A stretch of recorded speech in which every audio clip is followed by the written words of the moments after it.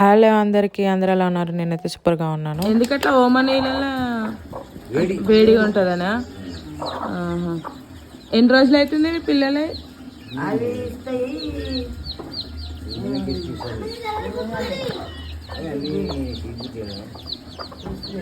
వారం 10 రోజులు అయిందా? కాలే. ఇవి పిల్లలు నిన్ననే అయినాయా? విసుకున్నానా? చిన్నవి ఉన్నాయి అవి, చూడరా. భయపడుతున్నాడు గోల్లాగా కదా. వచ్చేసి మా అత్త వాళ్ళ ఊర్లో దీంట్లో ఇసురుతున్నారనమాట జొన్నల్ని. అవే పెడతారంట వీటికి.